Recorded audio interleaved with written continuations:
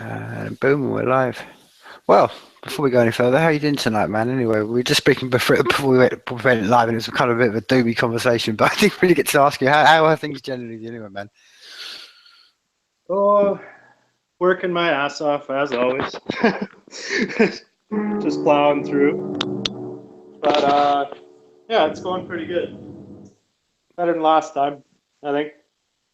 Well, one of the things that I kind of like, there are many things, there are many kind of areas I kind of almost want to pick up from our last conversation because one, and maybe we should start with this point because many people I know who listened to the last conversation we had.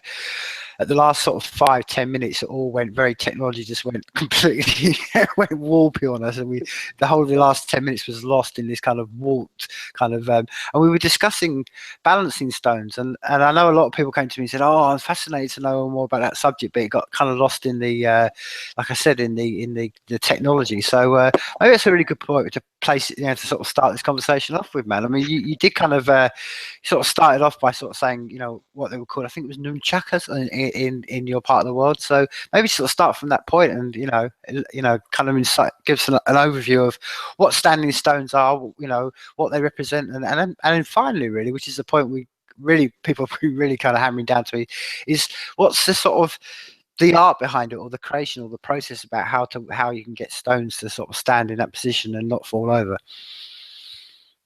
Sure.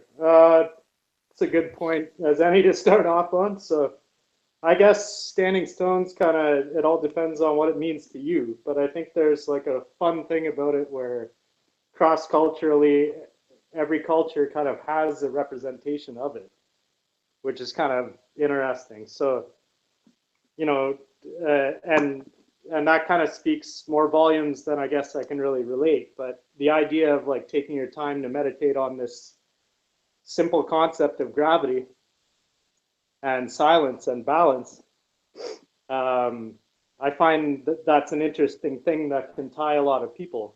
And there's like such a gravity and magnetism towards it.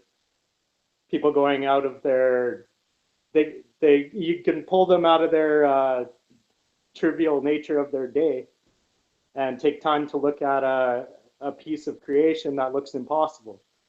And then maybe they look at the rest of things and see that, we're hanging on such a small glimpse of possibility. So,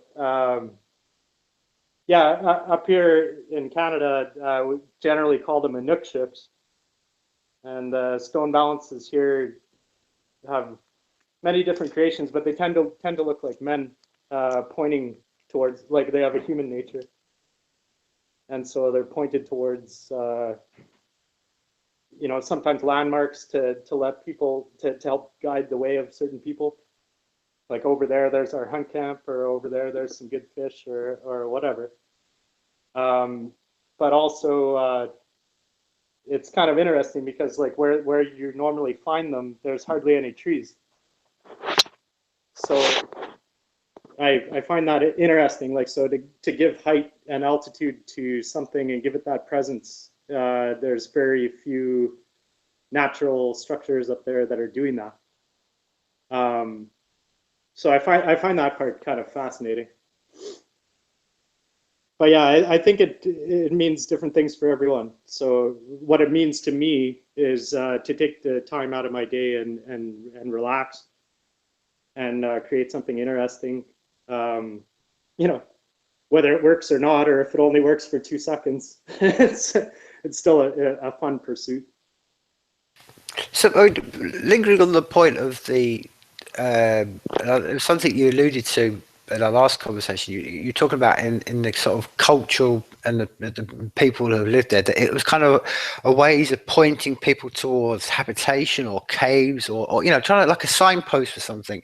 Now, my point, when you have sort of seen this, I mean, are most of them pointing towards what, safety or to human habitation, or are they pointing to sort of like sacred parts of of the planet, as in, that this area is really good for certain minerals, or is it pointing towards this is a burial zone? I mean, or they have all those sort of various things, and then you've got to read the language of what everyone, certain stones in a certain direction, and you have to read them, because I mean it becomes very complex. And my question would be from that, if you have to sort of read these different signs, how is that taught? Is that taught from Inuit culture, or is that an older culture, or is it impossible to read how these things are directed, these stones?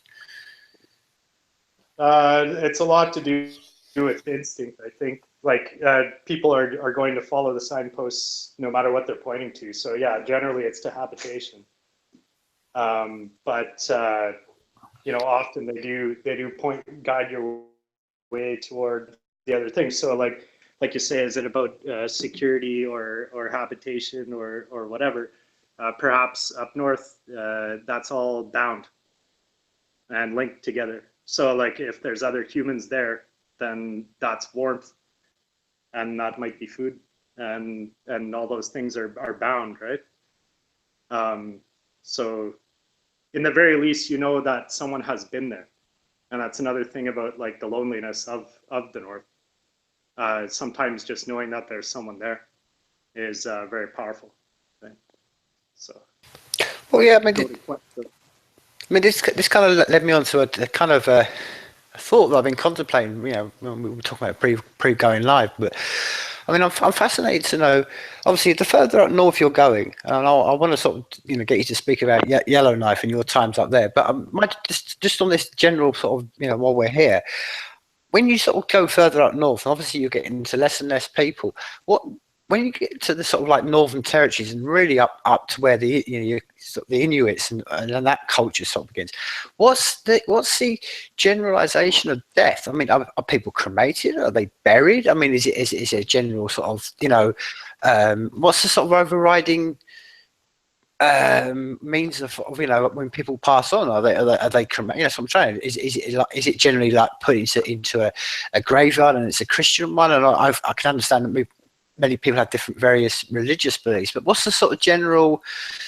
So I'm trying to say, if you lived out, say you went 2 hours outside of Yellowknife and you lived in a little kind of settlement up there, what would happen when someone passed on? I mean, what's the sort of local cultures that start to sort of happen? Because I'm fascinated to know, because it was something you spoke about last time. We have this mentality of living in cities where, again, death is kind of brushed under the carpet, and we just, people they don't really consider it unless it happens to them. And then you sort of realize how industrial that we treat death over here. We just burning them all just because of space. But I'm fascinated to know, obviously, the northern territories where there's more of an older culture and more space, how that whole death process is dealt with, how they dispose of the human body after it's passed. Well, it's only been 3 generations since colonialization up there. It's only 3 generations removed, so you can still talk to people where I mean, you'd have to quest them out, but you'd still be able to talk to some elders that lived through seeing white people for the first time, and things of that sort. So like the culture, obviously, it didn't begin as Christian as anything, never began that way. So the burial rites are different, rituals are different, generally based on sacred fire. People's belongings as well as the human, there's usually a slight time period of grace. So, and also weather dependent, I would imagine, like the far north, if you can burn that body yet or not. But generally all the earthly possessions are burnt in the sacred fire, whatever isn't given away to those in need. So if there's someone that, needs that, whatever, one can assume that, those that have passed don't need it anymore. So if that's gifted, then so be it, and whatever isn't is burnt in the fire along with them. So that goes with them, right?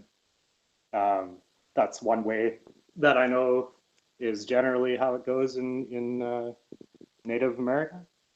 But I'm sure, like I said, like if the weather permitting way up north, there might have been, you know, rituals at sea or so on, but generally not into the earth. It's usually burnt up. Yeah. Well, that's fascinating because the reason I sort of, you know, 10 feet deep, right? So to bury in the middle of the winter is impossible. And a lot of times it's like the bedrock's so thick that you're not going to do it that way. No one would have done it that way. And wood is a scarce commodity when you're above the tree line. So I really doubt that they would waste it on you know, making tools to try and, you know, futilely get through the earth to do that. So yeah, it burnt generally with, I imagine, like some sort of well, their lamp oil was generally from the animals, right? So. well, you know, I speak about it because I think it's fascinating because obviously where I am, you know, just up here in the Highlands of Scotland, I mean, you know, once you sort of realise that, you know, just a few thousand years ago, the whole, you know, how people were sort of traveling around the world, and there's, you know, obviously people who were, you know, kind of had their culture in Scotland were, like I say, from the Icelandic regions, and then obviously they, you know, at one point in time, it's not that too much of a stretch of imagination to think they probably rode over to Canada. But what I'm fascinated is that the culture over here, very old culture, there's some very similarities what we talked about. You know, you talked about your balancing stones. Over here, the landscape is just littered with ancient standing stones. I mean, we're talking big blocks of stone that are just, you know, put there for obviously some reason. And again, talking about the burial and death. I mean, over here, yes, the burning one, which is which is an old Norse one, where they, you know, particularly anyone with stature in the village or the tribe would be put in a boat, and that boat would be burnt out at sea. But generally, when you go to some of these islands and, you know, around the west coast of Scotland, what you do see is that the burial process was, like you say, they can't dig into the ground because it's, you know, especially through the winter and it's hard, and like you say, it's a bedrock. So we're talking about roughly the same conditions. But what they did was they put tombs above ground, you know, like stones, and they would make, you know, and then, you know, all the classical what you would see in Lord of the Rings, like the Hobbit Town kind of thing. These mounds and covered in grass and inside there, and they still here to this day. So I'm fascinated to sort of, you know, whether that culture did sort of even bleed over to the, you know, to that part of the world, and whether you can go and see, you know, sort of old ancient burial grounds, or again, I mean, my kind of knowledge of the Northern Territories. I mean, you sort of mentioned it's three generations ago that obviously the Westerners colonized it, but I mean, obviously there must be sort of traces of human history going back up there.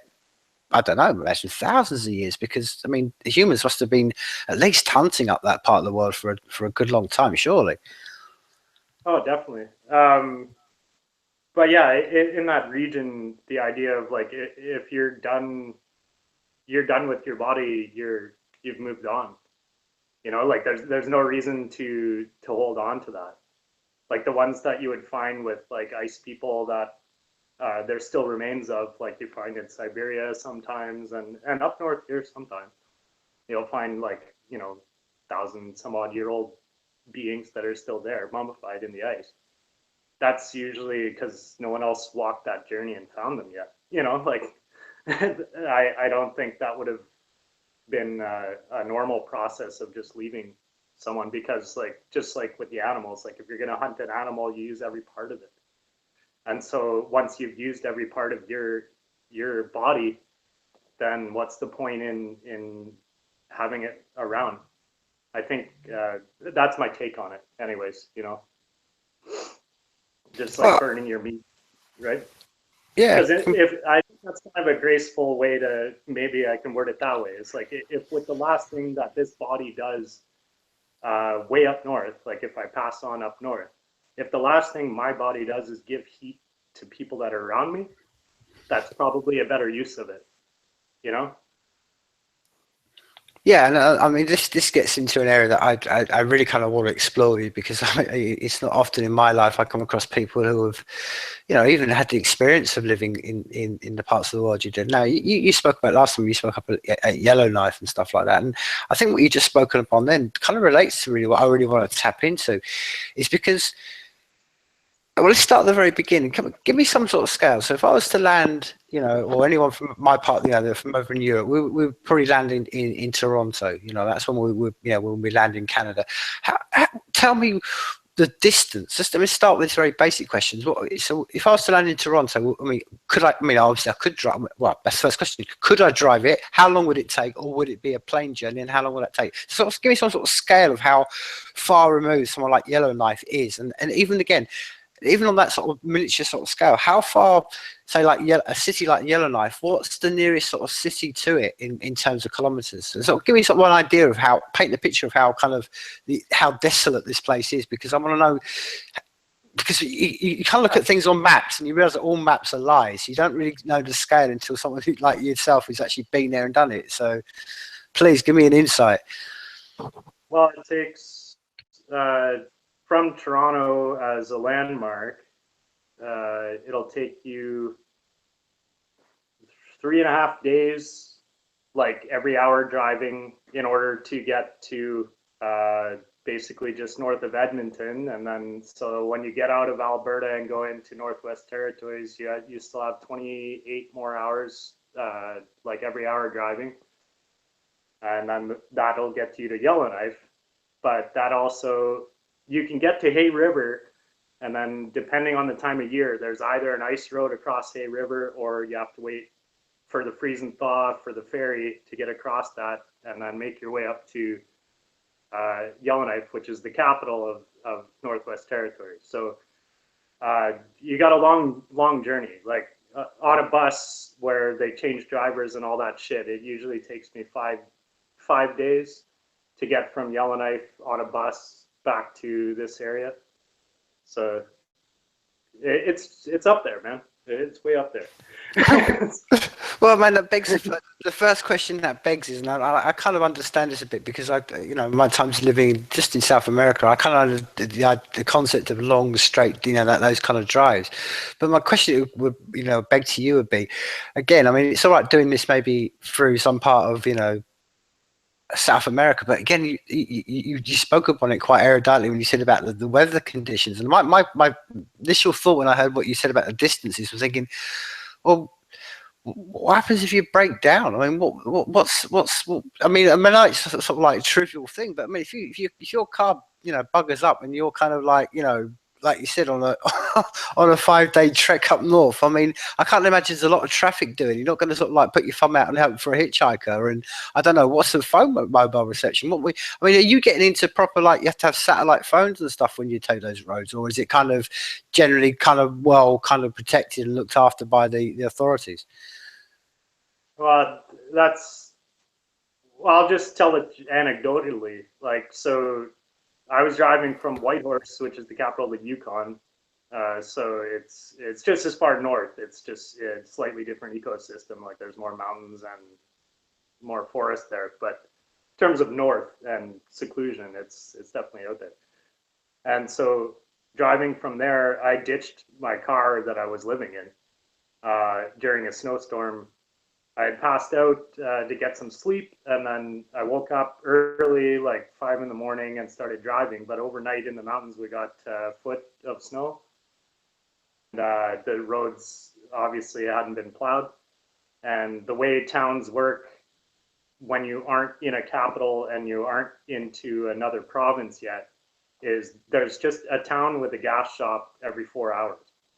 So every 400 kilometers, there's a town that you can get gas and, take a shit. That's about it, and move on, right? And so I was in between one of those towns, and I ditched my car, and I couldn't get it out. And all I had to shovel out the snow out was a didgeridoo that I had made and my feet.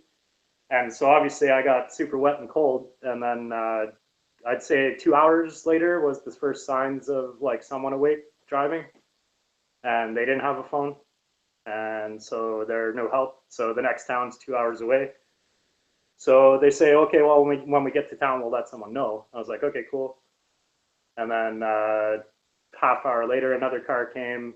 45 minutes after that, another car came. No one's any help. And then finally, a big transport truck came, and then threw a chain on me and pulled me out.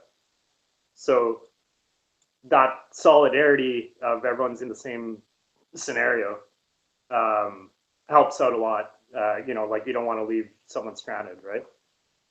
So yeah, I like if that tells a bit of your tale. So like either you're wolf food or you're not.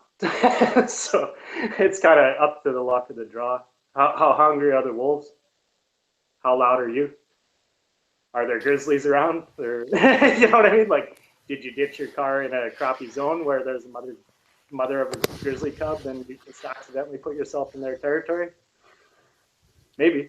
You never know. It's like, well, that was kind of the other thing that was just racing through my mind when I'm thinking how far out of Toronto have you got to go before you start encountering wolves and grizzly bears and stuff? Because that's something that again, for someone like you, that's an experience but for people like me, I mean, man, I'm never going to come across a wolf, let alone a grizzly bear, dude. If it is, it's going to be in some sort of a closed zoo where they're all living in about 2 foot of each other and they're just tame as, they're just pets. So, I mean, like I say, how far out of Toronto you got to go? And again, what's the sort of scale and numbers of grizzly bears and wolves up that part of the world? I mean, is it literally you're in their turf?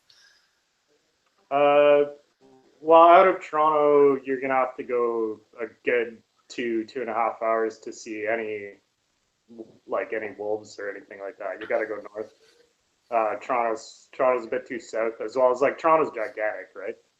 Like it's I don't know what they're calling their population now, but the spread of Toronto is probably a good 5 million people or whatever. Like there's sky rises fucking everywhere, and it's commercial as all dog shit and all that stuff. And so you have to get removed out of that metropolis in order to see some wildlife and so on. But in terms of like wolves, like you only got to go around 2 hours north or so, and then I mean this is a big country, and we have a tiny populace in comparison to our landmass, and so like there are, in all honesty, there's more wildlife than I think people realize. But they remove themselves into cities and they steer clear of it, and the wildlife steer clear of them. Like they're more likely to encounter a raccoon. But like where I'm from, Sudbury, which is like northern Ontario, you're looking at like black bears would be the bears that you would see, and you have some wolves around and stuff. And we're 300,000 people there, so it's not like tiny, but it takes around 5 minutes to go into the bush, and then you might see a wolf, and you're going to see fox and stuff like that, right? Likely to run into a bear and things like that. But the grizzlies live out west, so you got to go over the mountains basically to see grizzly. So we're what would that be? 5,000 kilometers away from where grizzlies live. I would, yeah. So like. It's a different creatures over here, right? Well, I mean, that's what I'm saying. Going back to so what we're saying, we're moving up to Yellowknife, and you give me a sort of scale of the distance and stuff up there. Now, I mean, again, you're right up there. I mean, it's not called Northern Territories for nothing. I mean, you're really up on the. I mean, you must be. Is it how close is, for instance, how close up is Yellowknife to the Arctic Circle? You're pretty much it. You're like Arctic Ocean. Yellowknife is what 1,000 kilometers, if that, away from the Arctic Ocean, something like that. So like Kugluktuk from Yellowknife, I think, is something like a 4-hour plane ride on like a little plane. Would be like right on the Arctic Ocean. But yeah, like they call it above the tree line. There's still some trees in Yellowknife, like, which is they're like stunted and wind struck and a lot smaller than you would imagine like a 100-200-year-old tree to be. Like they're only like 20 some odd feet tall. Something that's like a century type old. because the growing season's so small. But once you go 400 kilometers north of Yellowknife, like you're in the tundra and there's no trees. So it's just like a moss type thing on the ground that muskox eat and caribou and creatures like that. There's that, and there's a couple like alpine flowers that'll come up, and they might be a food source to some things, but there's really no like food source, right? Other than like we're up there because of creatures and meat eating. If you didn't eat meat, you wouldn't be there. Like so. Yeah, it's pretty desolate. So I mean, but, again, I mean, an overview of Yellowknife. I mean, is that basically what it grew up on the back of what timber, or or what was it? What I mean, why did that? Why particularly did Yellowknife go from being, like I say, why did it become what it did? I mean, and why are people still up there? Because again, this is something I'm fascinated by because again, it's just trying to get that sense of scale. I live in Scotland, and I just, you just again, and maps are really difficult to sort of get this perspective because you realise how much they're manipulated. But even just on a standard map, you could fit, Scotland easily into some of these territories, and you think, well, this is huge sort of scale. But there's people. Obviously, I mean, I don't know. I imagine there's people living right up to the tundra, and I don't know. I mean, does anybody live at all beyond the tundra line? I mean, is that literally then that's the end of human civilization? We can't get any further. So, two-part question really. What was the sort of reason why people are in Yellowknife, and again, how far the sort of people does human habitation sort of go up to that tundra line? There's all sorts of little pockets of people. Like there's tiny little villages here, there, and everywhere. But again, like the size, I don't think people comprehend that. Like so, Yellowknife is a capital of a territory, and it's gigantic, right? The capital where the most populace is, there's only like what 48,000, 68,000 people there, like max, and that's a capital. And everything around that, you're not going to find any place that's more than 5,000 people would be the most. I would imagine.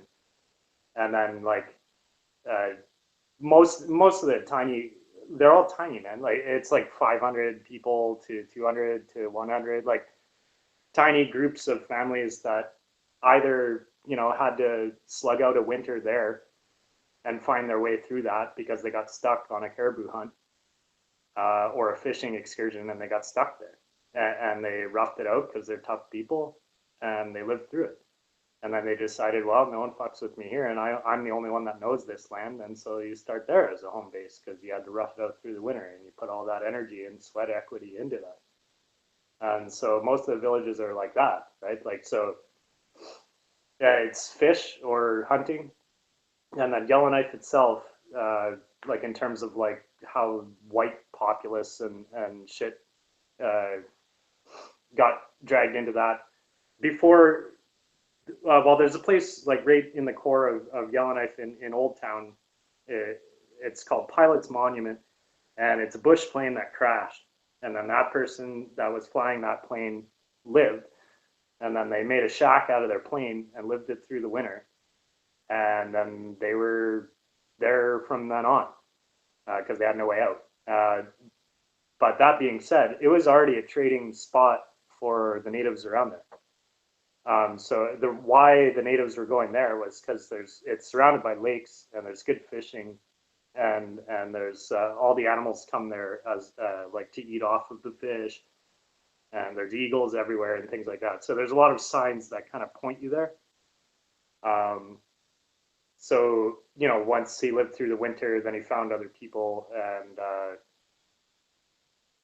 that's how that legend goes. Right? There's still remnants of that bush plane. So, Yeah, like either someone got walking and stranded, or like I'm trying to think farther back into like native culture, but like every now and then you got to take a walk, right? Like, and you got to be on your own, and especially like tiny little villages where it's like you might be family members with most of the people in the village. Maybe you have greater aspirations, or you go on your vision quest and maybe you get stuck journeying and you don't want to come back, or you were exiled. I mean, like, there's a lot of reasons why people take walks, and it's not always a bad one, and sometimes it is. You know, in the smallest majority, I would imagine like at least some people were walking, you know, just to find someone new to fuck because it's cold up there. Yeah, man. I mean, yeah. I mean, I think this kind of leads to an obvious question. I mean, so someone inclined, you know, anywhere around the world right now, you know, particularly if they're Canadian, you know, you've actually got the, you know, because we live in a world where we're bound by boundaries and stuff like that. But for your average Canadian who kind of gets to a point in life and thinking, do you know what, you know, maybe to where we are, they, for whatever reason, they get to the point of like, I don't need to live in these, you know, these big cities and stuff like that. So what's the situation now? Could someone like, you know, a Canadian generally from Toronto, could they go up to the Northern Territories and go, right, okay, I'm just going to go out, go and live off grid? And you mentioned it about, you know, back in the day, it was like kind of like, well, no, nobody's going to fuck with me. I mean, is that the same case now, or is the land owned by the state? I mean, what's the sort of situation now? You know, the actual, if anybody wants to desire to go and live that kind of life and think, well, actually, I quite like the isolation. I quite fancy that cold, and, you know, fancy McDemon challenge. I mean, is it as easy to do now, or is that almost impossible? What's the situation? Uh, on that spirit to go north, because that's what you find. You either find natives from there or you find travelers. There's the same spirit in all of the travelers that go there and decide to settle. They want some peace, they want wilderness, they want whatever they're looking for. It could be as simple as northern lights, which are amazing, and like that is definitely a reason why a lot of people go there. Or it could be whatever their rationale is. I mean, like a lot of people go there to escape as well, to get away from some bullshit that they did in some other province, right? And get away from that legal fiction of whatever bullshit that they're trying to tax them for. There's a lot of those type of people too. There's all the, you know, pure people that are more natures and outdoorsy type folk that have this romantic version of what that is in their head. But they also want the, you know, the ease of being in a city. And so like Yellowknife is like a great compromise of that. Because I mean, there's government there, there's law and order for all the good and bad that is. But and there's fucking money, man. Like a lot of people go there for money, and there's big commerce due to, you know, mineral exploitation, and sadly a lot of people go there for that because like the east coast of Canada doesn't really have very good employment rates, and so a lot of east coasters go north to just for the cash, man. Like they're there from May till September and buck off, and that's enough to feed a 9-person family out east. But they make it all in the summer there because it's big money mining and it's big money doing construction there because the season's so short and they just throw money at it, and that's how shit works. But for those that I would call northerners are the people that don't fuck off in September and they don't fuck off in October when their contract's up. That's a different entity, and those people have to have that traveling spirit to stay there, to live through that, because it's not easy. It's not easy dealing with -40 for 5 months straight. Like it's not. And so all the romantic notions go away. And so whoever stays there longer than 1 year, they know if that's a part of them or not. But those who don't, then they still get stuck in that romanticized notion of it.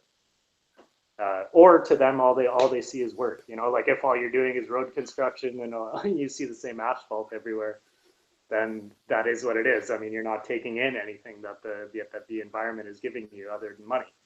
And so that is what that is. That's fair. But for those that like lakes and they like remote, like it takes 10 minutes to walk out and get away from any city light whatsoever, and you've never seen that many stars in your life, and the northern lights are incredible, right? And be able to walk out onto a lake and ice fish and all that, it takes a certain type of person, and those that love it stay, and that's how kind of Yellowknife is, and like really any other big northern town is like that.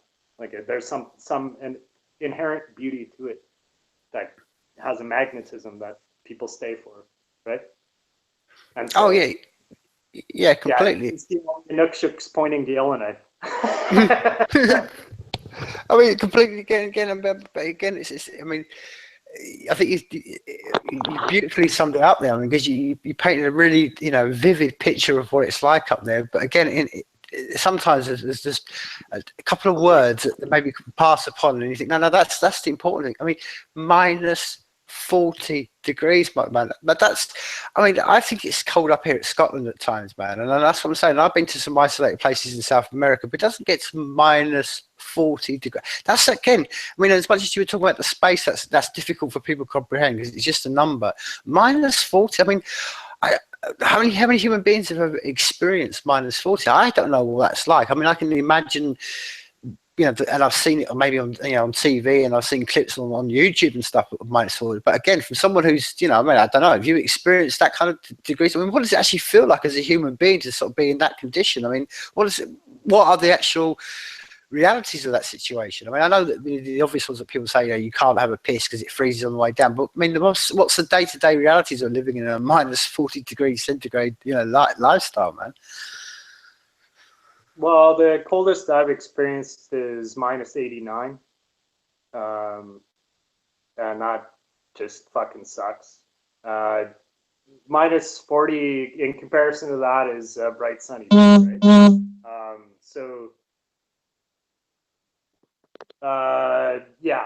It's a different level of. It's super difficult. Is what it boils down to. And like if you don't have fire, you're dead, and if you don't have shelter, you're a gonzo, man. Like there's very little ways to deal with like body convulsions to that degree. There's very little, like for instance, like minus 40 like isn't really that bad in comparison to what it can be. But at minus 40, like they say that you're only supposed to be outside for like 2 to 5 minutes or something, like with any skin exposed. And so like you're gonna get, the effects of the cold on you pretty hard. And anything beyond that, then you're getting your frostbite, and beyond that, you're gangrene, right? Like, and so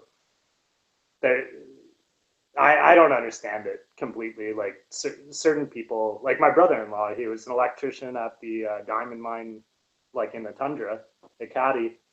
And so like picturing using my digits to do any fine work, like moving a screw in minus 90 is beyond what I would ever want to put myself through, because that's torture. But what they did at the mine was you were only allowed to actually be out there working for 1 minute, like is what it boiled down to. So you walked out there, you got to the place, you unscrewed the little screw, as much as you could. After 1 minute of your hand out of your glove to actually do that, you had to put your glove back on and go back in there. And then they ushered the other people out. So that idea of how many white people does it take to change a light bulb in minus 90 in the tundra with no windbreak in the middle of the winter, it takes probably like 24 of them, and it probably takes them around 24 hours to do it. It's kind of hilarious, but that's the reality of it, right? Like, or else you're losing digits. So yeah, the idea of like piss freezing before it hits the ground at that temperature, I could foresee like that could be possible. I've never taken a piss and it hit into freezing before it hit the ground, but then again, like, at that temperature, I don't really have an outie, I have an innie.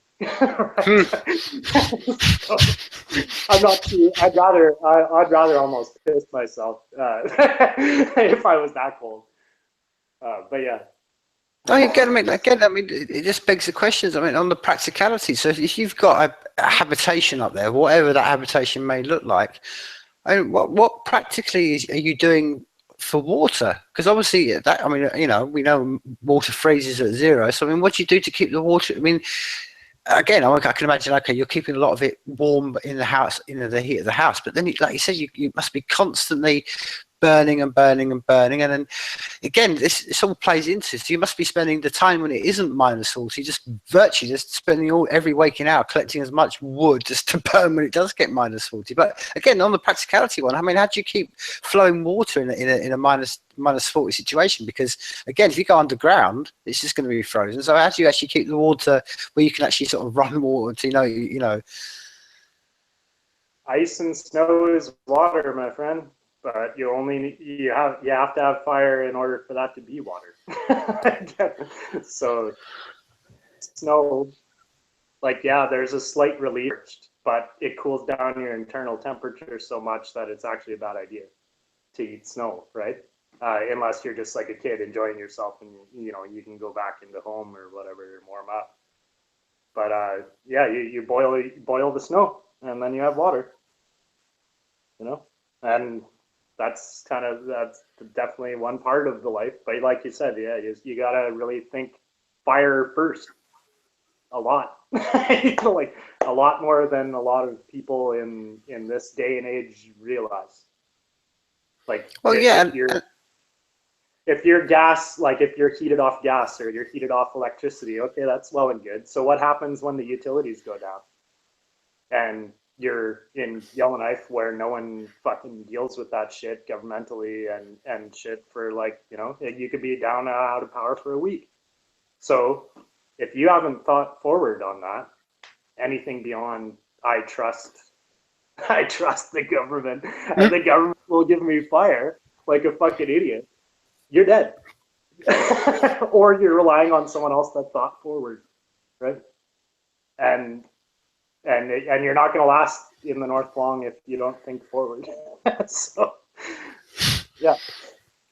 No, I mean, I get it. I mean, again, I mean, it's the practicalities. I mean, I'm thinking, again, it was something you mentioned when you were talking about it. I mean, not only are you talking about the temperature conditions you've got to face with, but you mentioned then the wind. And then I can imagine up there, the winds must be howling at some ridiculous speeds, because we get winds up here in the Highlands of Scotland that are, maybe 60, 70 mile an hour on a regular basis. And it's kind of like, oh, okay, that adds a whole different, element of chaos into the thing. So I'm thinking, if you've got a habitation, you must be constantly, on the back of your mind thinking, well, what's to stop a rock being picked up like 500 meters away and just being boom, right through the back of your side of your wall in your house, and you're waking up with a rock, and that's the last thing you ever know is a rock hitting you from the side of the.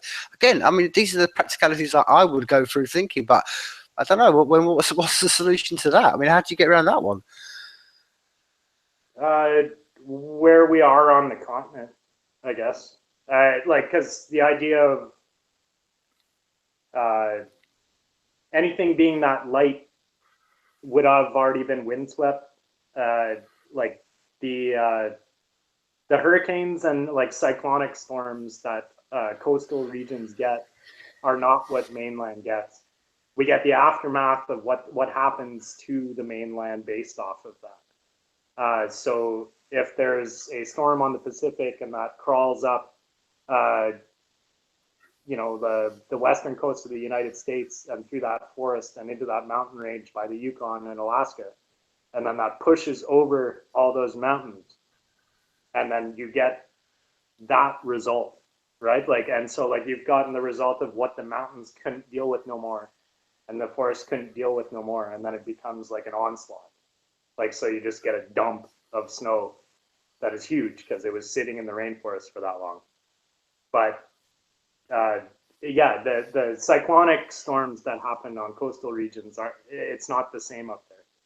And if they weren't so far north, that would be a desert. Is what people should understand about what the tundra is. So it's really arid.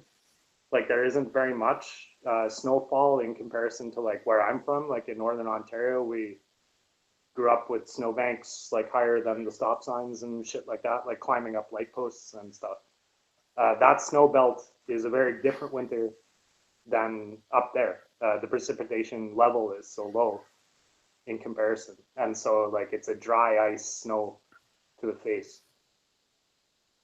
The wind is the ice, if you will, as opposed to like a lake effect or oceanic effect, coastal region weather is very different, very different. Because No, I get. all below Northwest Territories is looking at like the prairies of Canada, right? Like, and so it's very like when a wind picks up, it is huge, right? Because they say one of the windiest places in the world is either in South America or it's Winnipeg in Manitoba, because it's had 2 days worth of wind to pick up and slam right into an epicenter. And I guess it might be a northern joke, but they say like, you know, one of the windiest corners in the world is in Winnipeg, like right downtown, because there's no trees to block it for 2 days. So Yeah, so I mean, again, on a practical day-to-day level, but you know, uh, just take you to the you know, so when it is those, you know, you're in the grips of winter. I mean, obviously, as I'm conceiving this, I would imagine that your body clock is completely dictated by the natural surroundings. I mean, do you know what I mean? I mean, but that must be a very much a temptation for someone like yourself, or if I was there, to think, well, actually, I want to go out at night and look at those stars and just see the Milky Way and just hear the silence and all the things are the same. But you've all got to bear in mind, that's what I'm saying. The nature must. The actual dictates of the cold and everything else must dictate your body clock. And the other one I was sort of fascinated to know by was, and I kind of think it relates to something we were speaking before we went live about. I mean, what's the sort of lessons that are learned up there, and or that you personally learn, or just what you think that experience give about mental health? Because you'd imagine that being in that kind of condition where you obviously you are encased by nature and the situation, so you can't just go down the pub and have a quick swifty with your mates. You kind of like, oh, no man, I can't even, like you said, you can only go out for a minute. What are you going to do? So what did you think you learned from that experience, or what do you from people you've spoken to about what living in that condition where you almost, nature forces you to be isolated, and what the situation of that isolation and how to deal with it? Because I only speak about it because over in this part of the world, which I think is very much this duality we spoke about before, about this, we're kind of almost, for want of a better word, very weak-minded, and people go, oh well, man, if I don't go out, if I haven't got internet for 6 hours, man, my life's over, and if I can't get to Starbucks, oh no, it's drastic and my life's done. And and it's kind of like, well, really, when you're facing what I've just said, when you're facing a situation where, you might be able to go up for 2 minutes, that's it, because you're going to freeze your bollocks off, quite literally. So you've got through it. People are getting through that. Like you said, people, if they can survive that, they're getting through it. So what do you think of the lessons that maybe that over here that we've forgotten about, that the people in that situation, have got, that we've seemed to have lost in this part of the world? Fire, earth, water, and air are definitely parts of it. Like fire being so forefront, not only physically, but the courage and the tenacity to go through that type of thing. I see a lack of in a lot of people that are too sedentary and too comfortable. I hate to word it that way, but a lot of people are too comfortable, right? And so, yeah, like if you're too comfortable, you don't understand what wants and needs are, and if you've never had to prioritize needs, and it's all wants, then it's they're coming from a different world than I can understand, because I've had to, and so wants are fun, but yeah, like if you don't understand what a part of needs that I wanted to get across with the way you worded it was like to go out with your friends like you want to go to the pub or something like that, like during the dark season or the moist season or whatever, the winter. Um, that's how a lot of people get through. And so, like, you know, what are some of the things that get you through is friends and family, because the cabin fever is deep in the north because of the 4 hours of daylight, and that's all you get. So you're not even getting sun energy, right? Like, especially if you're working a job where you're not outside, you don't get the sun. So you wake up in the darkness, you go to work, and you get home, and it's dark when you go home. You don't ever see the day, and that fucks a lot of people up more than a lot of people realize. So, like, you know, some people say it's a lack of vitamin D will cause this depression to that extent of people going a little fucking loony, right?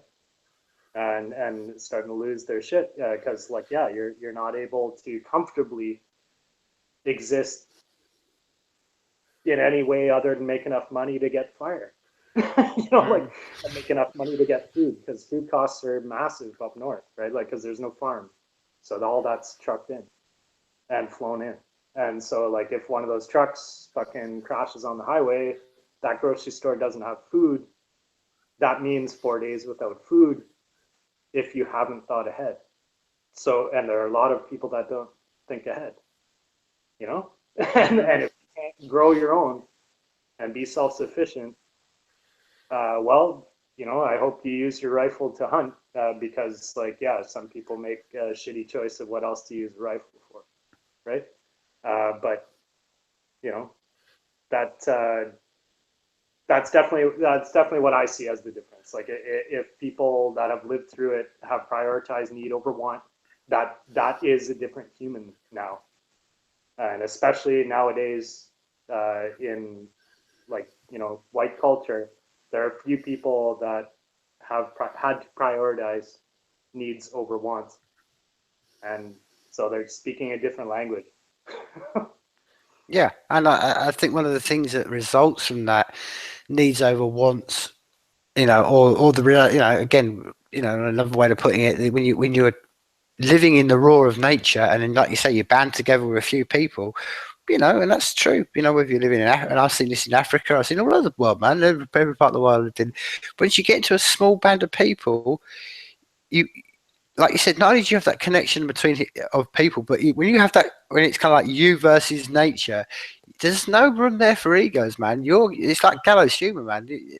Any kind of like, oh, no, I can't, no, you're going to be pulled down to your, and that's what I think is really great. It pulls you right down to the core of what you are, and it's kind of like, hey, we're all just a few, maybe 10, 15 of us, just us against the world right now, and you can't have any time for sort of sensibilities or, like, you know, fussiness, or, like you said, you start to realize about how the wants and needs, and it's a really good balance for people to go through. And I'm fascinated because it's kind of like we spoke about it last time, and you very eruditely, you know, we're speaking upon it when you said that, you know, it's only going to take just one accident. What, you know, we live in this comfortable existence where we think, oh well, meteorites aren't going to hit us, or, you know, it's all going to go on like this comfortable existence we've known for all our lives, and, you know, things are just going to bubble on. Like you said, like last time, all it would take would be one week, and everyone wouldn't know what to do. And I think it's fascinating because, as you said before, it's. I think if those situations do happen, they could happen at any point, because, as we know, I mean, it could all collapse at any moment. The people that are gonna in that situation, they're gonna come looking and rallying around people who have been through this very experience you've just spoken upon. So people who know how to balance up the wants and needs, because those people are very, very few and far between in our existence. And I think it's fascinating, particularly when I look at places like Canada and stuff, because I think, man, I don't understand why.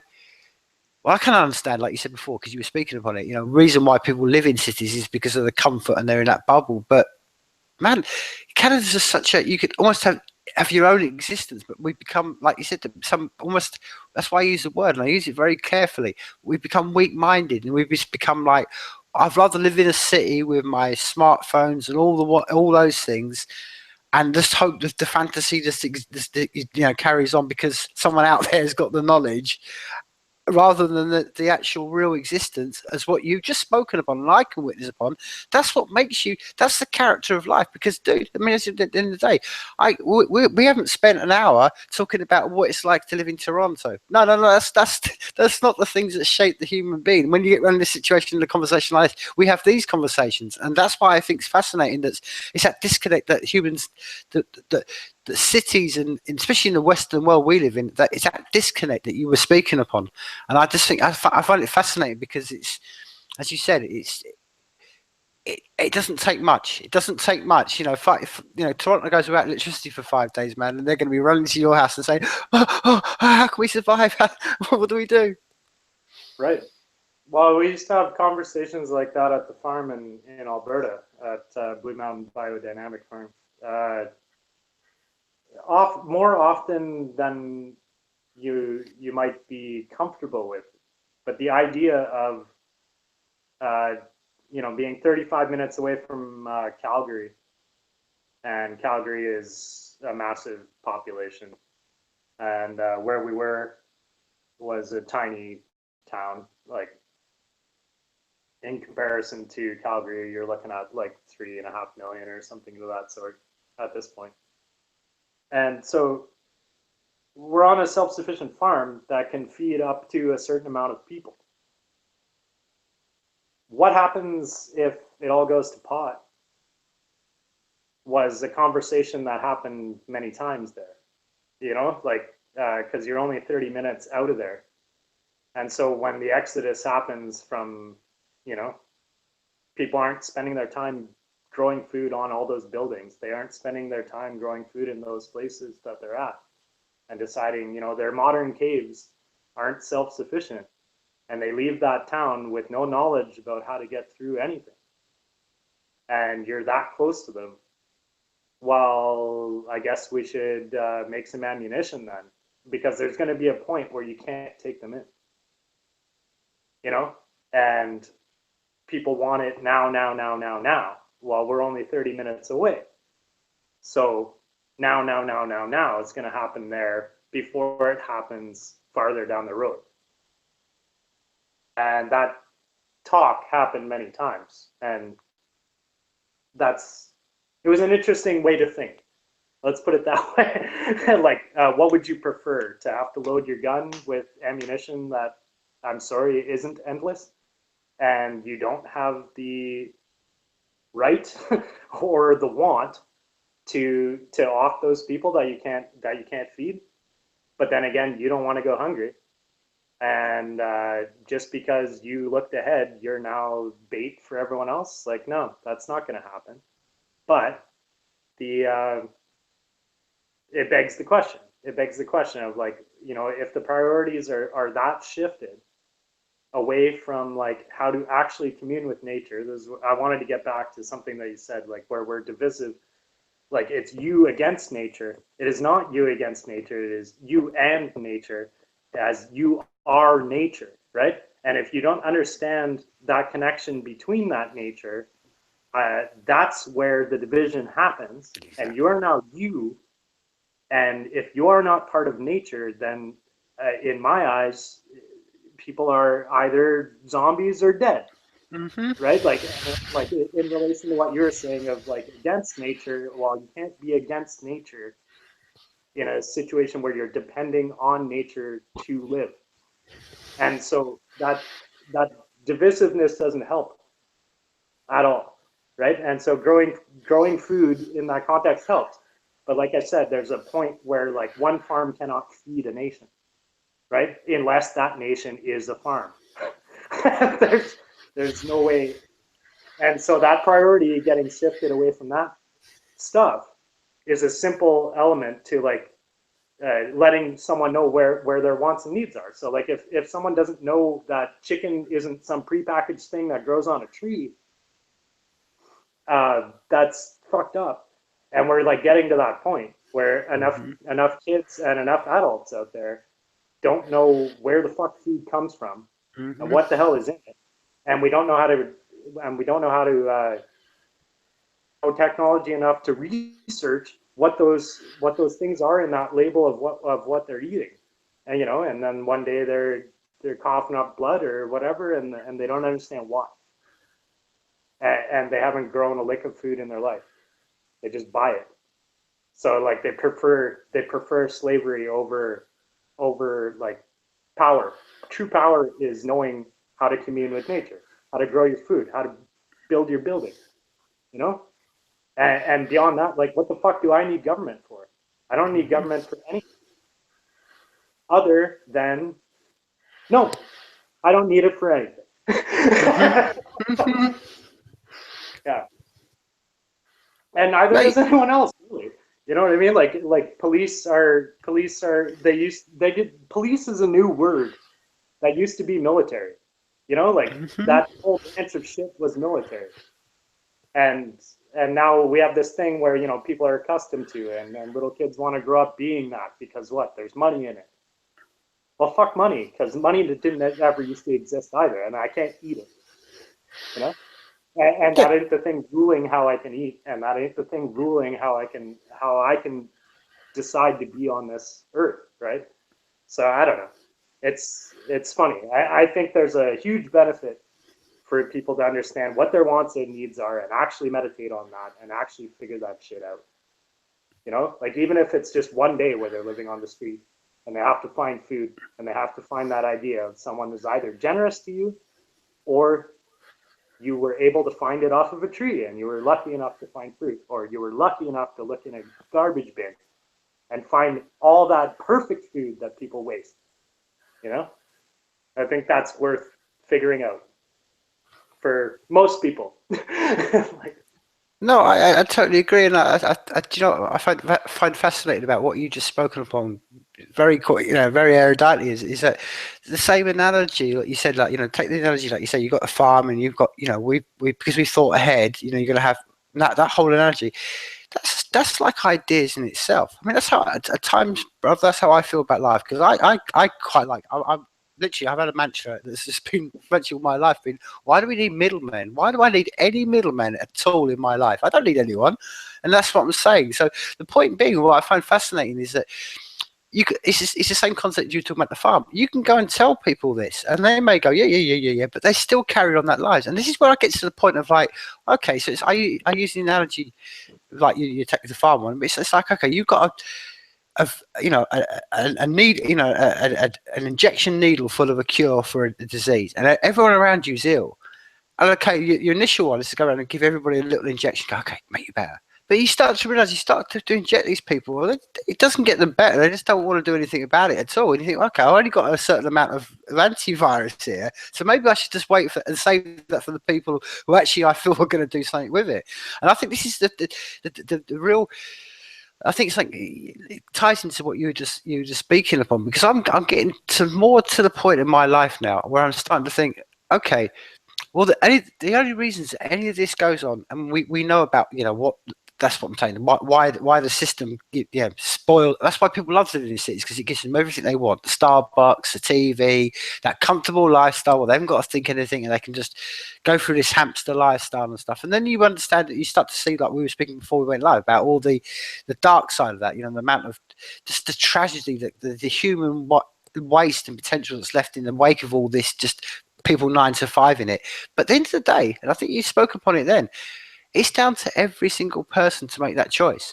And everybody right now, they don't have to go on that 9 to 5 journey. I mean, you're living proof of it. I'm living proof of it. There's plenty of people that we know around. So that's the point. You've got to say to people, you've got to start to think, well, you are almost deluded, because if I'm almost getting to the point when I start to people going, oh, they say to me, oh, well, you know, I get what you're saying. I understand completely what you just said there, man. Yeah, you're right. We should all learn to grow our food, and you're absolutely right. But hey, I've got bills to pay, and I just got a 9 to 5 job, and I'm halfway through my career ladder, and you think, okay, great. So you actually, you know the truth, but you're not prepared to do anything about it. You're not prepared to do anything about that disconnect, and yet you can't honestly tell me, and these are the same people that say to me, oh, well, it's just going to carry on. And they know damn well it's not, because anybody knows this is, you know, the only reason this all carries on is because there's an amount of willing people participating in it. And one of the big elephants in the room, and we spoke upon it briefly last time we had our conversation,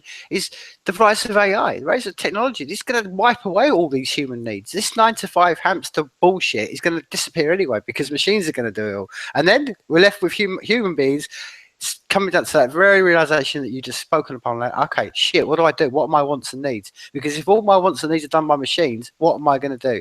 And I think it's fascinating because it's kind of like, okay, I spent many years of my life trying to, go around maybe individually to people and try to, just to express these thoughts. But a lot of people, it just goes in one ear and out the other. And I think, okay, it's the same thought process you had at the farm the other day. What do we do with this, with this resource and knowledge we do?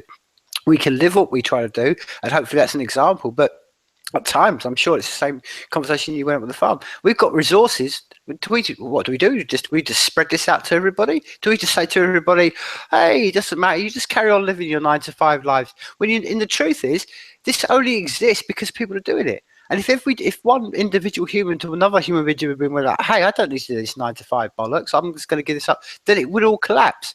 But it's being held up by people's choosing, as you were quite rightly speaking upon, to live in that comfortable lifestyle, and that's a choice. And I don't understand how that disconnect can be broken, because I think it's something that we try to do as creative people, and we, the circles we hang around, people they understand it fully. But we got to realize that, using that analogy of your farm itself, we're surrounded by a whole mass of people that don't even, for whatever reason, they maybe understand it or don't understand it. But how much of the world are you surrounded by that are still stuck in the team mentality bollocks, man? They still go, oh, well, of course I need a government. Of course I need this. And of course I need that. That's how things have always been. I tell you, young sir, come on, young man. There's always been a police force and there's always been government, and that's how things are, and that's how things were going to be. What do you do about those people, man? What can we do? Well, I think a lot of us had to fight to educate ourselves about what the reality is, and that took a certain spirit. Okay, so call that the northern spirit for my existence. Part of that northern spirit is to figure out, what was lies and what was truth. Let's put it that way.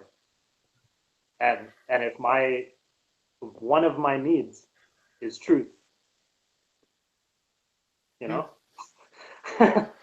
So if people start maybe pursuing their own education and not the force-fed bullshit, they might come across something that might help them out, right? Because ultimately, what's the hope out of someone knowing that, for lack of better words, they're on their own. And I don't think there is any fault in going through that research other than do something with it. That's where I see a fault with where people get hung up on, is they might get hung up on the who or the why or what, or all those fucking questions about like how shit might have gone wrong. It doesn't fucking matter, really. Something about it, but it really doesn't matter. You're not the court of law. Trying to figure this out for yourself.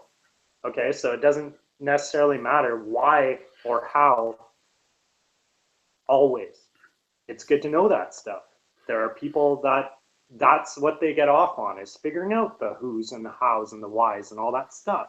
What I get off on is, how do I make it better for myself and those around me? So that's what I get off on. And so this world needs some people like me. I need those people that are going to figure out and hack through all that legalese crap and figure out who was the perpetrator of this genocide. I need people like that. Do I have the time or the patience to fucking go through that hellstorm of spellcraft and legal jargon to figure out that answer? Fuck me. Do I have the technological know-how to be like at that point of like being a hacker to figure that out? No, I fucking don't. But there are other people who get off on that and have time to do that. And they have their role. So if I can build you the house and I can grow you the food, and that is something I need that truth, maybe I feed them for for whatever the cost is for them to figure out that truth. Maybe that's one way to barter that, right? Like, or maybe the only way for me to relax during a moment when I'm fucking fists up about something that's pissing me off that I don't have the truth about. Maybe it's someone's song, maybe it's someone's art that actually calms me down into a state where I can continue doing what I'm here to do, you know? So I don't know, education is a massive part of it, but I hate using that word because it's more about knowledge rather than getting fed knowledge, and being able to parrot it. It's not about parroting information. It's about fucking understanding what led through history, why those people are doing it this way, and what is going on. And if you look at the same history, there are tons and tons of people through all of these different cultures that never stopped understanding that, food was a huge part of things. Family was a huge part of things. Friends were a huge part of things. And moving forward on that dimension, only creating things that were going to help that as opposed to destroy it. And there is a hell of a lot of culture that is about destroying. And that tends to be the part of culture that writes history books, his story, that crap that people think is truth. Well, it takes a lot to open one's eyes to get away from it, right? Because, well, if my mom said this, or my dad said this, or my brother or sister says this, or my grandparents say this, it must be a certain truth to that. Well, no, the only truth is that they believe it, and I believe them, and that's a difficult thing to bypass. And how one word that might help some people is you can bypass it by still respecting someone, because it is not a knock on disrespect to anyone that believes that shit. I can still respect them because they believe it. They think it is true. They might not have looked beyond that. I can still respect that. That's fine. You got force-fed that and it tasted really good. Sweet. That closed off that Pandora's box in your head that was bothering you. Sweet. Some people are okay with that, and some people look farther, and there's no fault in that. Like, I have to be able to respect those that are above me, and I have to be able to respect those that are below me, knowing full well that we're neither above or below. Yeah. That's no. I mean, there's plenty. The only thing I know is that I don't know much. I might know this much. No, I mean that is the ultimate reality of all things. I mean, we are nothing more than just meat machines prodding in the dark and the void. I mean, that is the nature of what we're all here about. And I do you know what I find fascinating about what you just spoken upon then is that you're right. I mean, this is the essence of even what the title of this podcast called Life is People. There's a whole different spectrum and a variety and all of what people are about. But I still think on a fundamental knowledge. That's what I'm saying. That's why I say in the days we live in right now, there is no. I don't know. I'm coming less and less thinking there is no excuse for anybody to think. Well, I'll give you a sort of relevant example. I don't know what it's like in your part of the world, but maybe let's take any supermarket food. I don't know. Kiwi fruit goes up by 10 pence, and people are like, oh, they're complaining there, what's going on, and the whole world's going to go to do, and they forget. This is what I'm saying. There's no excuse now in 2016 not to think, well, wait, where's that kiwi fruit come from? How much fossil fuel, how much energy has been put just to ship a little bit of fruit across, and you still expect it to be, and it is under cost. It's under cost, man. We you know what I mean? And these are what I'm trying to say is that maybe 50, 30 years ago, or even 20, 15 years ago, it would have gone like, well, okay, you have to go to a library and do a lot of research. But now that's quite open knowledge. You haven't got to go far. You just got to go to your phone and go, well, what's the price of kiwi fruit? What's the chain of, and that can be applied to everything. And I think one of the things that wherever you are along the like you said, along that whole chain of life with your, like I say, we need everybody to be doing everything. But I think one of the things that every single human being can be, whether you're living in an apartment block in the city or you're in the middle of the nowhere, everybody can understand that, like you said, that getting in touch, understanding that, that we are of nature, we are just on this rock that's just like a marble floating through space, and the resources we've all got, we can all not only can we partake in that, we can get the enjoyment. So, example, any family, any person, whether in a apartment block at the top of a 30-foot, 30-story skyscraper in a city, they can still grow a plant. They can still just have that little touch with nature. They can grow a little window box and grow some plants, and then you can extend that and extend that. And do you know what? One of the things, as you were quite well known, when you live, when whether it's I don't know, a 5-year-old child or a 60-year-old woman, there's something inherently connecting about growing plants. And that's something that anybody can do. That's why it's very simple. You just put a seed in some ground and just sporadically water it and look after it. And there's a very satisfying thing. And it speaks upon what you said. That doesn't cost a lot of money, man. And everybody can do it.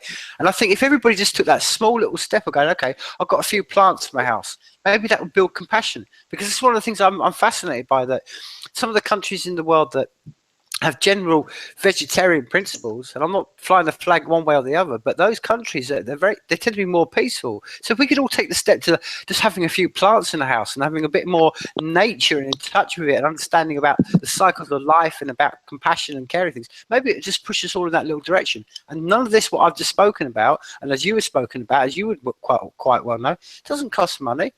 It's just time and effort. And that time and effort is a great discipline to have, because, that's what I'm saying.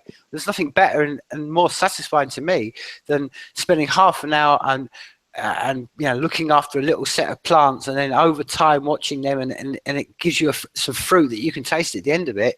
It's far better that energy spent there than sit in front of your phone and playing some crappy game or watching X Factor or something, and these are the small steps I think everybody can take, and I think, as you quite rightly said, it doesn't cost any money. It just takes time and effort, and that's something I think where that we can push things in the right direction to see what you are, what I'm saying. So then if it does get to a situation, we're not going to have everybody storming the Bastille for food, but people will know at least some skills about how to grow food. And I think these are the small steps, and you could apply this to everything. You could apply it to not only growing plants, but then they could take that out into other areas. And I think like you quite rightly said, sometimes I think people are put off by it because they think, oh man, I'm not going to go and live off grid and solar, and I haven't got any gas and that. No, it's step by step by step, and people can take as many little steps, but it's always better to take one step than no step, and could be completely detached in an environment where you must know, man. You must go to people's apartment. People live in cities, or you've seen them or whatever, and they live in these apartments on top of these 50-story buildings, and they've got no plants, no nothing. And you think, oh, how detached are you from nature? And it wouldn't take much. No, it wouldn't take much at all. Another device of the spellcraft that I wanted to touch on based off what you're saying was it doesn't take money. For me to fund this farm that I want to create, that will help people and feed them and feed myself, and I will help teach people how to do this shit. That takes money, but what money is time and effort. Beyond that, it is simply the product of what I can do for this world. That's what money is. Nothing beyond that. None of the illusion that they've created about it. All it's ever been is that I trade my time with your time. Okay? And what people have to understand fully about that jump off of the cliff in order to be sufficient for themselves and to live the life that perhaps they want to lead, and perhaps that they're really fond of jerking off, man. That's pretty fun activity. I don't fault anyone for masturbation. They're fucking into it. That's cool, man. I've been into it too. Right now I'm just kidding. But how much of what people spend time doing is basically, you could retitle it as jerking off. And like for me, like working for people that don't appreciate what I do, well, that's jerking off. And I'm sorry, I do better. Like my hand feels way better than that.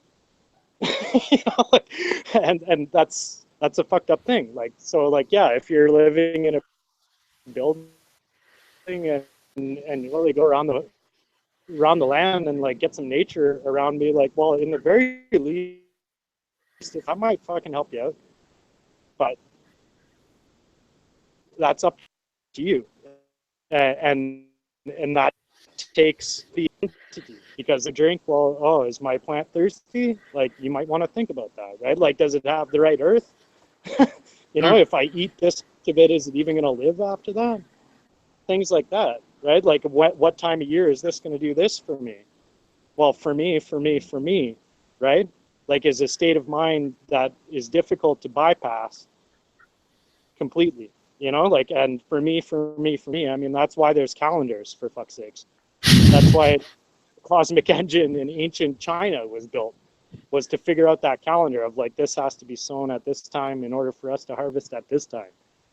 Now, that knowledge, I mean, a lot of people don't understand where it even comes from. And at this point, I'd like to say I don't understand where it comes from, other than the fact that I've dealt with those plants and I've watched them live and die or live and fruit, you know, and I've learned from my mistakes or people around me's mistakes, and I appreciate their knowledge, and so therefore I trust them. So that's what I was trying to get across with respect. If you want to balls down and get self-sufficient, you're going to be in a state of belief a lot more than knowing, right? I'm going to believe that these people know what the fuck they're talking about in terms of how to grow these plants, how to build this structure so it doesn't collapse on me in an earthquake, so it doesn't collapse on me in a cyclone storm, you know, so I can harvest that fruit at the right time. What happens when that plant looks like this and then it doesn't work out? Well, maybe that's something I have to figure out, right? Because I didn't have the foresight. What happens if the leaf turns yellow? What happens if the fruit does this? You know, those questions aren't obvious until you've tried and failed. You know what I mean? Like, and all those answers are from people that have tried and failed and lived off of it. So the key being lived off of it. You know, like people think it's a life or death choice to get free. It ain't life or death. Like if you understand that right now you're living like a zombie for someone else and you're living like a slave for someone else, like as the cops drive by me, you know what I mean? It's fucking bullshit, you know. And why do they make 90 grand a year, which is way more than I can ever make, is beyond me, other than the fact that people think that they need to be corrupted. Like they believe in the corruption. It's ridiculous. No, I mean I think what you've spoken upon then, and I think it's sort of like maybe a theme we've been speaking this whole conversation. I mean, the whys and wheres about how all this came about, why people are just in this subservient mindset to authority around them. I mean, yeah, we could go swimming in those waters for hours and hours and hours, but at the end of the day, it doesn't matter. Like you were quite rightly saying earlier on, I can't change you, I can't change anybody else, but I can definitely do something about myself. And I think that's the power of that, what we were talking about earlier on, that wake up moment. You realize that, okay, I can't affect everybody else, so I can drop that cross and I can just concentrate on myself. And then you start to, like you're saying before, it's that balance of wants and needs, and you understand that if you do just drop all the everything about, just realizing, hey, I've got another day, I've got another 24 hours on this planet, and trying to suck as much as you can out of that experience, it does transform your life, and it takes you on it takes you on a up and down ride, and you'll never know where you're going to be. But as we've kind of been speaking upon tonight, that's the essence of this thing we call life, is to experience it to its maximum. It's ups, it's downs, it's highs, it's lows, it's roundabouts, the people, and like you said, if you just get yourself into a very fixed mindset, you're never going to be open to all that. But the reality of it all, there's a clock ticking, and at some point, that that moment when you breathe your last breath's going to happen, and as that creeps closer and closer and closer, if you have the fortunate position to understand that your time's creeping up, you're just going to spend those last few hours thinking, you won't regret what you didn't do. You're going to sit there and go, oh no, I'm going to regret the things I didn't do, not the things I did do. You're never going to look back and go, oh man, it's never going to be that way. And this is the thing about where people can, like we were talking about, take the power back in themselves, and then don't have to worry about anyone else. And if everybody, as you would quite rightly say, if everybody just understood that and understood the power they've got within this grey matter of themselves. And it's not going to be easy. That's one of the truths, man. I mean, you hear a lot of this bullshit about like, hey, man, all you got to do is just, swallow the red pill and man, wake. It's not. It's a difficult fucking thing, man. But that's the beauty of it. I'm not going to sit here and promise anybody anything. I mean, what their experience of life is going to be their own experience. And I can't. There's no paradigm utopia and stuff like that. And life is hard, man. And I can speak upon that directly this week, but that's the experience of it all. Because it's as the old saying goes, man, we're a long time dead, and that's the role of us creative, is to always just prick that sensibility of the surroundings we're in, that tell everyone that we're these immortal beings and that death's never going to efface us all, and all this sort of stuff. Now, man, we kind of swam some murky waters tonight, man, and I kind of, before we do sort of wrap this up, man, one of the things I really wanted to sort of like to speak to you about. I've been watching from afar, especially the last sort of few months, and you've really kind of gone quite heavy into doing a lot of the artwork. Your music sort of like tailed back a lot, and I've seen a lot of the artwork come through.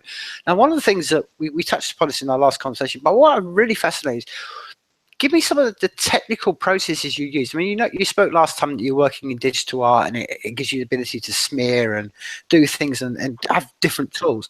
But what, on a very technical level, are you using? What programs are you using? And what, just for anybody that, may want to follow that path down, and, maybe give them some tips and advice about the lessons you've learned in this whole, even the 6 months since we last spoke about, because you have, like I said, you've really definitely developed on that, and I'm fascinated to know about what you've learned in that process and the technical, technical process you go through.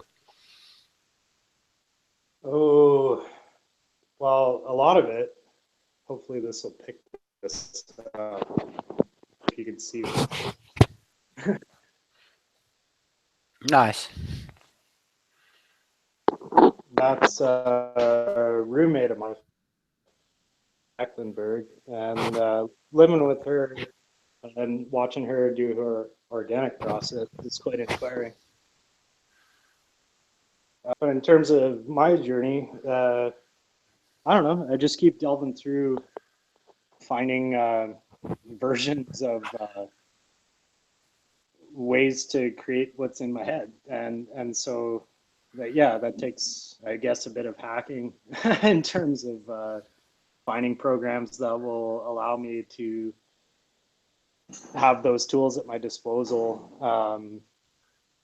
The majority of time is spent on having an idea worth that I deem worth putting my thoughts towards, right? And my creative energies towards. So yeah, I mean, like I said, I do everything on my phone. And so I use a shitload of free apps, like the app will be free to a certain point, and I'm not going to pay anything beyond that, even though I admire the creation of it. So there's some other app that's going to have a free tool that's going to allow me to do this thing. So it takes a lot of importing and exporting of files in order to get.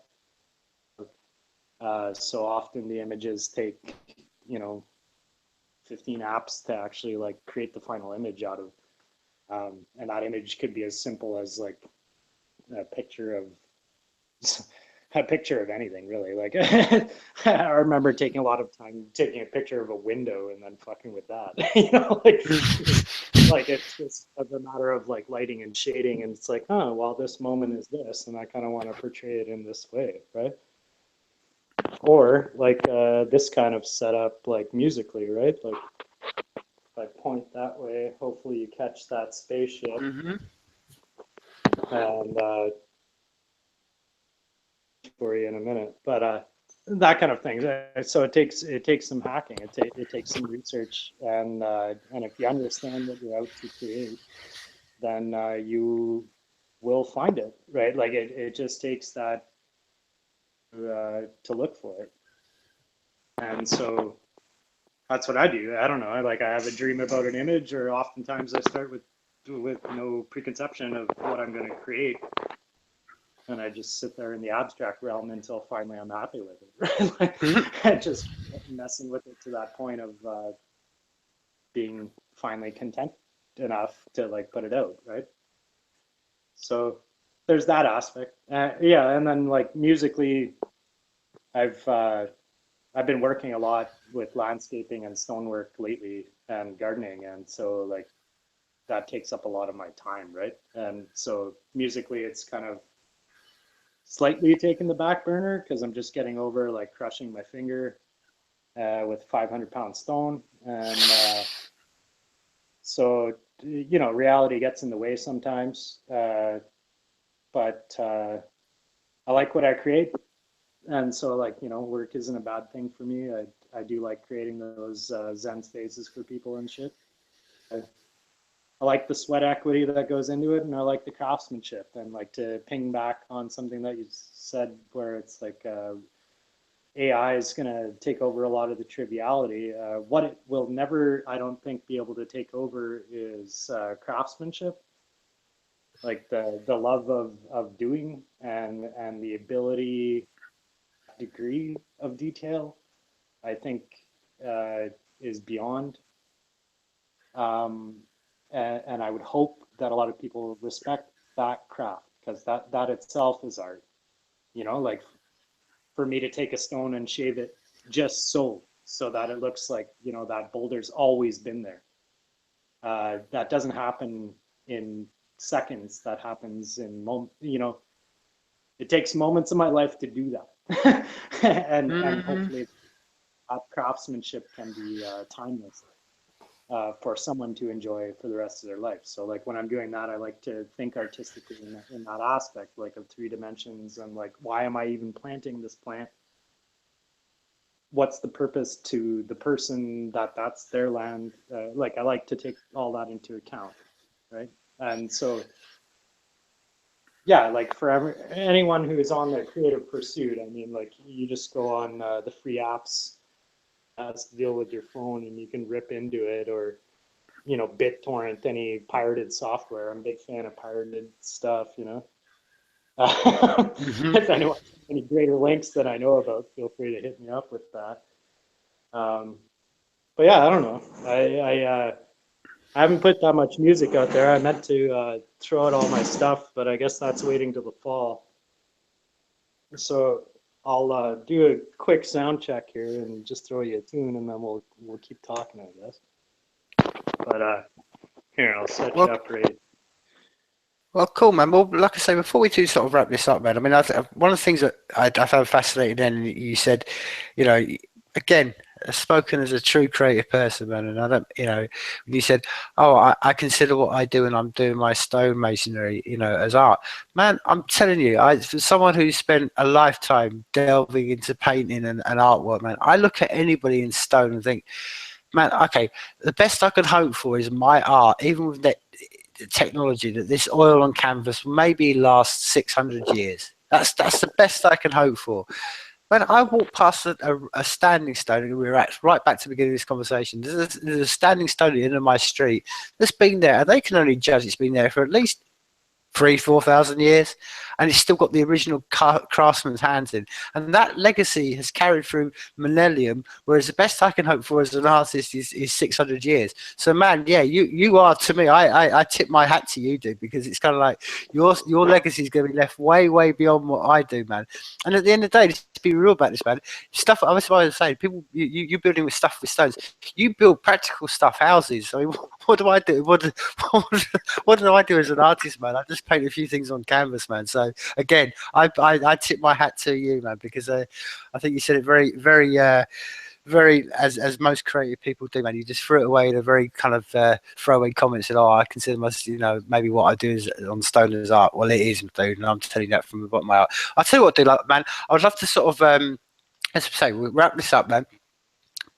I'll tell you what we'll do. Let's play out. We said you got like a bass in your hand, man. Let's play out with a live tune, man, and then we'll crash it. So, well, before I do go, man, I just want to say it's been absolute insightful conversation. I want to thank you for giving me your time, dude, because I know how precious time is and stuff like that, man. So, well, before we do wrap this up, just give us a bit of a tell us what sort of what tune you're going to play, and sort of like your inspirations behind it, and then we'll just finish with that track. And well, shit, I'll do one and then another, I guess. This one's going to use the spaceship, and we're just going to improv. So there ain't much thought going on. Let me know, sound-wise, is this going to pick up all right?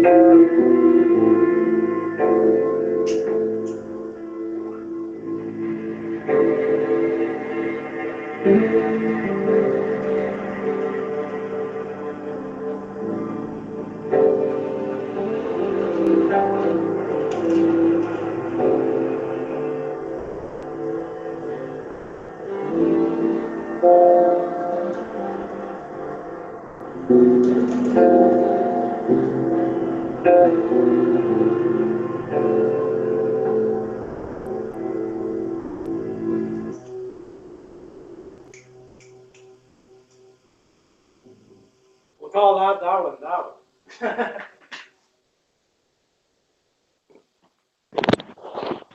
Just gonna grab my acoustic. I wanted to play one idea I had for a symphony for you. That shine through all right? Man, that was absolutely. Oh, mate, that was fantastic. I mean, is that something you've been working on for a while, or is that something that's just was live in the moment there and then? It's just that moment there. Mate, that's one of them ones that it's particularly. I speak upon it a lot. One of my, I think as I consider it right now, I think one of the most innovative music forms at the moment is doom rock. Doom, whatever you want to call it, stoner rock, whatever you want to call it, because that idea what you just play with then, if playing on just one little riff and just working it up and working it up. Because I can imagine that if I was in that room right now, man, if I was there with you with another musical instrument, we'd be doing that one tune there for maybe about an hour. Yeah, they tend to do that. But it's But so yeah, great. so some of them are like that, where they're just kind of their own entity that's sort of not thought about. But I think they all come from that. But this is one I've thought about slightly more so.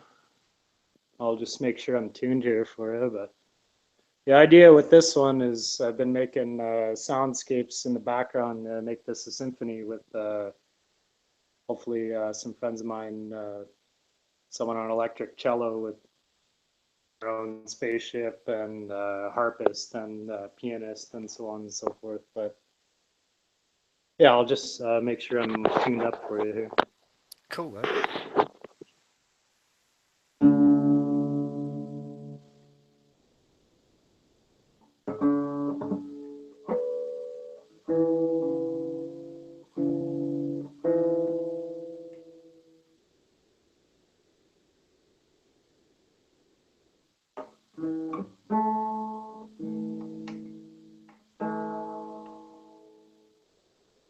Yeah, humidity is a motherfucker.